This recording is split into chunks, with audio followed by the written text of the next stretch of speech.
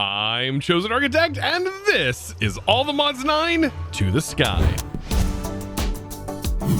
So I may or may not have been working a little bit on my fitment. I had a wandering trader come over here and, well, offer me a chest plate. And this thing has protection, projectile protection, mending and breaking, and berserker's fury, which I've never used before, but seems kind of interesting, where I become enraged after taking damage. But I do have a new guy over here, and this guy is offering another sword, but also a zombie head. And I might actually take this guy up on the zombie head. But today, there's a reason why I kind of need to up my gear, because today we're going to hopefully be going to the Nether. Since I noticed something sparkling on this guy, I probably want to take him out, as this has the chance of dropping something nice and an ability totem. Conduit power, interesting. And then I also have a chicken over here that has one as well, which is the bone mealer, which we already have. Now, I don't think we're going to be using the conduit power one anytime soon, as, well, there's no water here. At least not yet. Some other things to note: I've been working on ideas for how I'm going to start expanding on the base.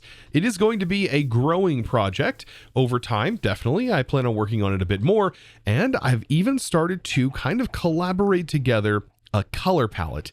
And I think I'm kind of coming up with the idea, and I think the sort of theme that I'm going with is going to be called cyberpunk. Something similar to that. If you were to Google cyberpunk, you're going to be able to sort of see what sort of concept I'm sort of going with. And it does appear like that is exactly what I'm looking forward to building. It's going to be a futuristic style theme that is going to incorporate all of these colors into this particular color palette. I hope you didn't look too closely to my bookmarks as well. That is going to be what we're going to be focusing on today. Now, jumping back into the fitment that I was talking about, my gear. Yes, at the moment we have a couple of pieces that were able to be bought from the wandering trader. But I think we can go ahead and also make some emerald gear, and this would be a really good starting gear set if you were to just go in without having any of that. And, well, I don't think we could look any better. Yeah, this looks awful together. But thankfully, we don't have to see it at all because of the cosmetic armor section. We can honestly just toggle all of it off and wander around like we're absolutely naked. Or not armored, whichever one you want to say. Now, the main reason why I want to go into the Nether today is going to be to get a nice supply of blaze rods. And you can actually get a few blaze rods specifically from the quests. So if there's anything you're ever looking for example, blaze rods, and you want to know if the quest can give it to you, well, there's a tab right here that will actually tell you specifically what quest will actually give it, and you can click on it to take you directly there. And one of these quests is actually a sword blueprint quest, which would give you at least one, but we would need to make the blueprint, which is very, very easy actually. And I think this would be a good thing to do. Getting at least one blaze rod will allow us to make potions, and we have all the things available to us aside from the brewing stand itself to be able to make fire resistant potions, which I think are going to be very necessary, especially whenever you see what we're about to see when we go into that portal. Believe me, I've played my fair share of Skyblocks. So yeah, the fortresses that we will have access to are going to be filled to the brim with blazes. Or after making that very simple blueprint, that should hopefully unlock the quest, so long as we've gone down this tree with making a couple of parts for, well, the Silent Gears mod. Now, after crafting my first pickaxe head, which I just used some iron, we should be able to turn it into a full-scale pickaxe by equipping a tool rod. And there's a lot of different kinds of tool rods. The website or the wiki for the Silent Gears does help you in sort of figuring out what tools do what and what effects do what in this particular mod. But there are some cool ones, like making a pickaxe, for example, that can place down like glowy lights and all kinds of stuff. So we just need this to progress along and get ourselves some very, very basic blaze rods. Call it a cheesy quest manipulation, if you will, you know, because that's exactly what it is, to be able to now get a blaze rod that we can infinitely EMC. Now, even though we can EMC this, I still want to travel there, and I still want to get a few things that exist in those areas. Of course, an abundance of blazes, but also there's wither skeleton skulls. And having access to that is going to be very nice, but it's also going to give us a reason to upgrade our gear and make ourselves a jetpack. Now, after brewing up some fire-resistant potions, I want to take these and turn them into something special, because there exist in this pack Apotheosis. And Apotheosis adds these fire charms, or adds these charms in general, where you can turn potions into a toggleable charm that has some durability on it. Now, if I make this and I go ahead and right click to activate it, it is going to start being used up and should be giving us fire resistance. Now, I can definitely toggle this off. Now, something to note, my repair talisman does not actually repair this, so that is something to keep in mind. But this is going to last significantly longer because it's something that we can toggle on and off as needed. Later on, however, you can most definitely make these absolutely unbreakable, especially with the Forbidden and Arcanus mod. Now, on the topic of charms, there's actually another charm that I would really love to make at this point, because phantoms have become aggressively annoying at this point. With no roof above my head, they just keep spawning. I just keep not sleeping, and so I get the insomnia effect. And there is a charm in here that will ward off the effects of insomnia and also let you basically insta-sleep whenever you do lay into a bed. And that is going to be the sleep charm. This thing is going to be very, very helpful and just a nice quality of life thing to have. So all of this stuff that I'm working on right now is essentially leading me into an easier transition into other dimensions. Not honestly just the Nether, but into any dimension, even if we go into the Inn, for example. And one of those things that's going to really help us is going to be a jetpack, and this is going to help us around the base in building as well. And this is why having sort of a basic storage ready to go is essential, because crafting the jetpack by hand is insanely tedious. And that's because as you continue to go up higher and higher in tier, it just starts to become more and more crafty and crafty and crafty. But just for some quick maths, I do believe we need 11 coils for each particular jetpack. And that's because for the base thrusters, you're going to need 4, and 2 of those is 8, and then we're going to need 3 right here. So 8, 9, 10, 11. And that converts down into 5 of these energy cells per jetpack, which should give you the exact amount needed. With a little bit of crafting, I now have made my first jetpack. This is great, but it doesn't replace the balloon on the stick. Let me just be clear with that. All it's going to do is now make that extension, the balloon on a stick, work even better. Soon enough, though, as most Skyblocks go, we'll have creative flight before we know it. And technically, with ours in here, we could already have a decent creative flight around the base. I've just chosen to forego that for the moment. Now, with all of that knowledge, I want to try my best to upgrade this as far as I can before fully running out of resources. So I think for now, as high of a tier as I can go up to is going to be the jetpack until I have a bit more diamonds. I do have a lot of diamonds, but it's just not enough. I'm going to go ahead and toss this in my energy cube and get that charged up. This can hold up to 10 million power. That is so much. And it is definitely going to drain this, because this on its own only actually supports 1.6 million. So the fact that this jetpacks hold way more than this energy cube is just kind of insane. But we're going to need all of that storage. We're going to need that, especially when we go exploring. So I've now gone ahead and made myself a diamond backpack, and you just go ahead and make your first backpack and level it on up. And it does look like there is a cheaper recipe if you use copper on iron, but yeah, I just went ahead and just went straight to diamond. Now, if you rest this on gold and you leave it at gold, it's really good for a nether that is normal, but since we don't have a standard nether, I think this is going to be just fine going straight to diamond. But if you did leave it at gold tier, it actually prevents the piglins and stuff from attacking you. And now this diamond backpack should be able to go right in our backpack slot, and this thing is huge. By hitting B, you can open it up, and we have tons of upgrade slots. Now, one of my favorite upgrades for the backpack is the feeding upgrade. And we just need some melon for this in order to get that up and running. And that recipe looks as you see here. So golden carrot, apple, and glistening melon gets us a feeding upgrade. Honestly, one of the most powerful backpack upgrades that you can have, especially when you turn it into an advanced version. Meaning, even in combat, while you have this backpack equipped and you also have the food in there, it's going to eat when you take damage as soon as it can, basically making you an unstoppable force most of the time. And all you need to do to set it up is make sure that this is set to allow mode so you can specifically filter what you want it to eat. You don't want it just eating everything, but you just want to set it like this, and leaving everything as default is going to be one of the best settings. And then just make sure your food is in your backpack. And now, last but not least, we definitely want a way to get back home after we're done exploring and looting the fortress. And one of the best ways to do that in this pack is by using the Waystone mod. So this is in the pack, very easy to set up, and uses amethyst shards instead of dye, which is very nice. You just want to make yourself 2 base warp stones. If you go ahead and make 3, you can add another warp stone to the nether. But yes, we have all of this set up, so might as well make 2, but you definitely want to keep one of these warp stones in your inventory. And this amazing little mod is going to allow us to teleport all over the place using these waystones.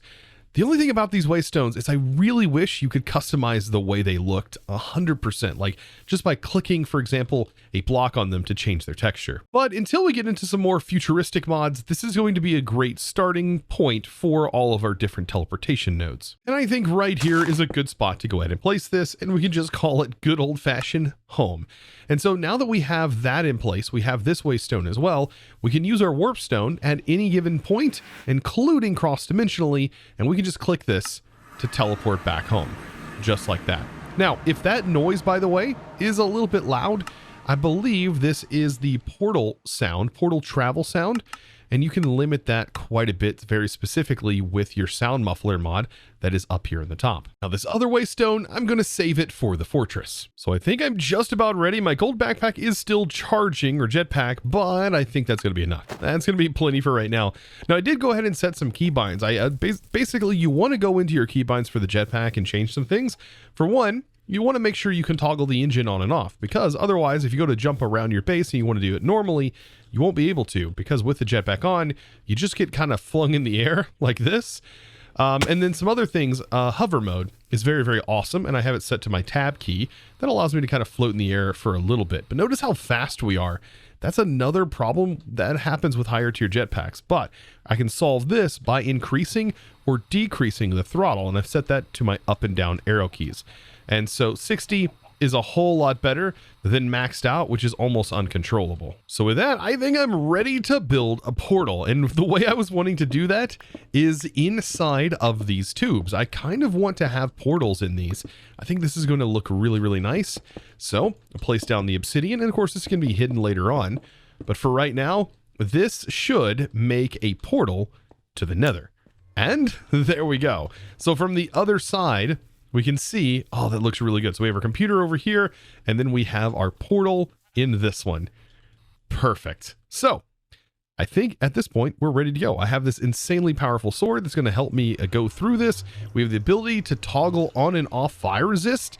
Oh, I think we're ready. So without further ado, let's see what this dimension has to offer. And honestly, I'm already spoiled. I know that it doesn't have a lot in it at all. Yeah. Now, another thing that I probably will not want to do right now is build a platform, because mobs will spawn on here. Specifically, some of the mobs, or they could spawn, depending on the biome, I think, could spawn from thermal. And I don't really want thermal mobs spawning on here for right now.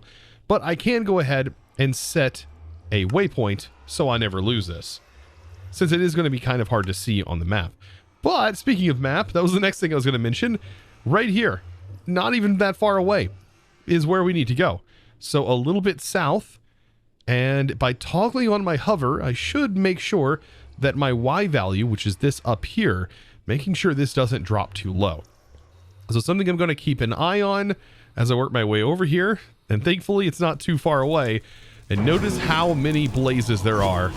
Oh goodness, and all of this. Now what I want to find as quickly as I can, I want to find a blaze spawner. And there's one right here. And there's this nice little area right here where we can hopefully, yeah, protect ourselves. Goodness. There we go. And block off as fast as I can. Oh, I forgot to turn on my fire resist. That would have been a good idea, right? These guys don't really bother you if you have fire resist on, so definitely worth getting it set up. Okay. Perfect. That guy is gone. So yes, this little area right here is going to be a great place for me to set up shop. I'm going to block this off for right now before we go exploring. And we should be able to place in our waystone. And I'm going to place it right here. And now we have access to the nether. Now the reason why I wanted access to the spawner is, for one, Create utilizes this, and also picking up spawners later on. This is going to be possibly where we can get them for farming. Ooh, that guy dropped an ability bottle. Another conduit power. But yes, look how many blazes there are. And if you didn't have some fire resist, you would just be done here. Now, I want to work my way over here. As soon as I take this guy on real quick, work my way over here. And that way I can start to loot some of these chests, because there might be some potentially good loot in here. Ooh, and look at that. That looter chest is interesting looking. And yes, ooh, okay.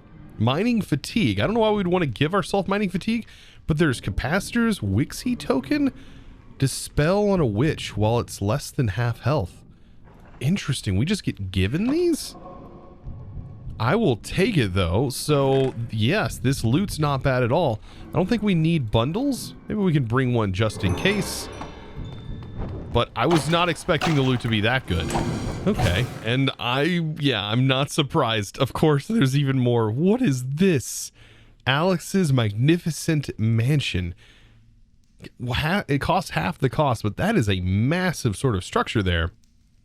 No telling. This is a haste. Ooh, I'll take that. We also got some blaze ingots. But this... Oh, of course. Yes, it is it's a massive safe box. And it takes a while to mine through this stuff too. Oh man, what have I done? But there we go. We should be able to get through this. Interesting though that we ended up getting this thing. We could potentially find more of these cool little Rs books. Oh nice, and we are able to find Rs wings and stuff like that. So some of the mob drops from this without needing to do the rituals for them. That's going to be worth it too. Now this area is also a great place to farm apotheosis bosses. So if you want some epic gear for the apotheosis stuff, this is a pretty decent place to sit here and wait for them to spawn, because believe me, they have spawned a lot. And honestly, there's no way to not see them. These guys are everywhere. Yeah, and they sometimes take a little bit of time to kill, even with our max setup that we have. So now, back at the base, after collecting all of that generous loot, we can take a look at something very special that we can make with all of our blaze rods. And with our blaze rods, we can actually make some in rods for decoration, which are very, very nice. Speed upgrades for modular routers, which are going to be necessary later on down the road. My favorite and beloved into chests, and these really cool gateways that we can use to, one, get wither skeleton spawners, and for example, this allows us to get some interesting loot rolls. We can get 10 blaze loot rolls off of this regular gateway, and then this has 75 blaze loot rolls if we were able to complete this. And these are pretty cool. I actually want to go ahead and make one of these gateways, specifically the basic blaze gateway. Now, I believe the endless gateway, the way that the endless one works is it will repeat or keep repeating until it is failed. I don't even think it restarts after you've beaten it, or maybe it does. But this regular one, so long as my base is claimed, we shouldn't have to worry about anything catching on fire. You just basically place it down. This is going to start a wave. These mobs are going to spawn, and well, we have to take them out. And this is pretty neat. So let me turn on my fire resist to make sure we're nice and safe. And it looks like these guys, yeah, they have those particle effects. We should be able to now fly around our base, taking them out. And notice all of the loot it just dumped out. And we're also getting ability totems from this, which is really cool. So yeah, the goal is to definitely take these guys out as quickly as possible.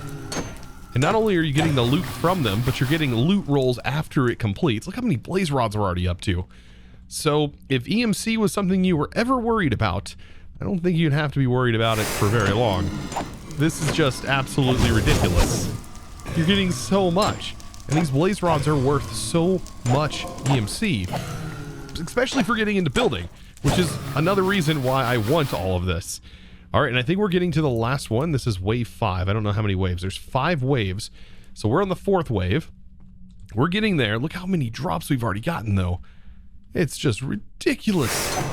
But I love it. Every bit of it. Oh man, we just gotta avoid touching them. These are mobs that really won't bother you if you have fire resist. And if you don't get in their face. It's just spitting blaze rods. And this charm is not dwindling at all. We got some jump boosts. All right, this should be the final wave, which can be kind of scary. Hopefully we can handle all of this. Ooh, this is gonna be something to note. All right, here we go. And final wave. Do they have more health? There are just more of them from the looks of it. All right. They may actually have more health. It does seem like they have more health or armor. One or the other. Quit setting my base on fire. All right, we're going to get up to these guys. And that's it. And that is how many blaze rods we got from just spending 3 blaze rods. Yeah. Oh, it does look like our base can burn. That's not good. I thought the protection would remove the burning effect. Uh-oh. Okay, I think we can get that stopped. Okay, we're good. We're put out. So yeah, to note, do not do this if your house is built of wood. Bad idea. Now, some other things I can do is upgrade my spell book now, so I should be able to make this at least tier 2, giving me access to several more enchantment spells. So at this level, the crazy fun can 100% begin, because you can now smelt things, you can grow things, which of course that's not been a problem, you can exchange things, so use this as a building tool at this point, and you can also explode things. And something else to mention, this gives you Silk Touch, because the extract spell is actually Silk Touch. And once we learn this, we can then just modify our current break spell, and we can pick up grass blocks, just like so. Now, after all of that fighting, my experience is really starting to build up, and at this point, if I was to lose it all, that's a lot of experience down the drain.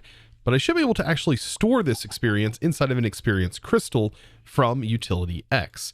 But we are going to need a bottle of enchanting, and this can be something that you can get from a villager or several other different sources, but none of these sources are all that simple aside from the Forcecraft recipe. And at this point, you've probably got yourself an enchanted book, or at least you should have gotten yourself an enchanted book. If not, and you didn't actually spec into, for example, your knowledge of death to be able to get more loot, then you may not have one of these. But you should get one at least from an initial quest. I do know that in the first quest, there is one. So if you haven't used it, you can go ahead and make yourself a force rod, and this will just take some force ingots, and we should be able to make a regular force rod. Let's see. Oh, we are going to need force sticks. That is something that we are actually going to need, I think. It looks like this one only has 2 durability, which, I mean, that should get the job done, actually. It's just not a full one. And yes, that should work. So we have a cheap force stick that is going to be slowly repaired, as we do have that repair talisman. And then just an enchanted book. So I think any of these, so we have efficiency, which I think is the one you get from the quest. We have frostbite, a plague bringer, and curse of bones. I think the curse of bones is a fine one to get rid of, and we get a bottle of enchanting in return for doing that. Oh, that's perfect. That's exactly what we need for this. And some glass. And I don't know, does this have to be specific? It has to be lime glass. So with a little bit of dye, we should be able to make ourselves some lime glass. Let's see, right here. Oh, I'm out of lime. Of course, of all things, I should be able to make it because I have dye seeds, which is, by the way, very, very handy and perfect. So now, experience crystal completed. And this thing is going to be fantastic. I'm going to place it over here for right now because we're going to be building eventually.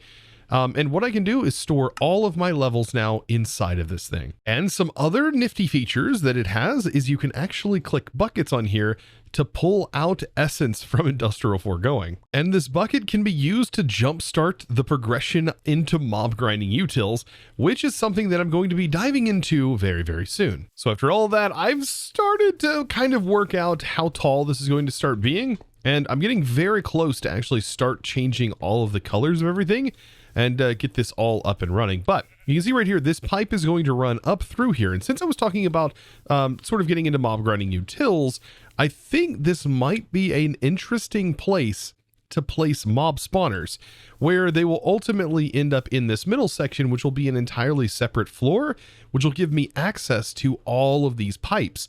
And these pipes are going to also continue their way up. I don't know, kind of coming up with some clever ideas for how I want to do this. All of this while keeping in mind that this main hall right here is going to be like the grand room for our applied energistics system. So yes, I'm trying to make sure all of this is sort of set up in its own little area. I have a future planned out, believe me, for this. Now to prep myself for all of those building materials, I have myself my tier 5 cobble gen, and I just have a pipe that is set to round robin distribution on a bunch of these energy condensers. And so over here, I have logs being generated. Over here, I have diorite. I have calcite being generated. This one is not set yet, but this is going to be deep slate. And then I need gray concrete, white concrete, and orange concrete. So gray concrete, white concrete, and orange concrete. And actually, concrete is very easy for me to make. All I have to do is craft the initial concrete. And because we have water essence, oh, it's so easy to make concrete like this. And same goes for all of the other colors. And so orange concrete, definitely going to be a major part of this. Now there's going to be other blocks that I'm going to include in this, but these are just the ones that are going to be easily accessible at the moment. So I'm going to go ahead and finish this up and grab the orange. Perfect. And then these just go in here and basically are 1-to-1 for cobblestone. So this is an easy way to get a ton of beautiful building blocks. And all of these can be changed inside of a mason workbench, for example. So I think with that, today has been a pretty successful episode. We ended up getting quite a bit of resource and also exploring done.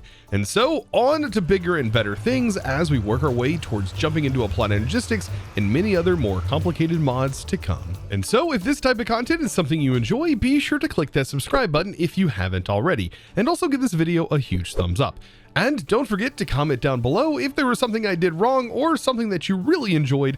Let me know down in the comments below. I really love reading you guys' comments and of course responding and replying to them. So with that being said, it's now time to thank the amazing supporter of today's episode. And that amazing thanks is going to go out to Easy Bangers. Thank you so much, by the way, for your amazing support and choosing to support me over on the Discord by becoming a Discord premium member and supporting honestly in one of the best ways possible. Thank you so very much, all of you guys, for absolutely watching, as you guys are what also make this very possible. And I look forward to seeing you in the next one. And of course, as always, thanks for watching. Bye!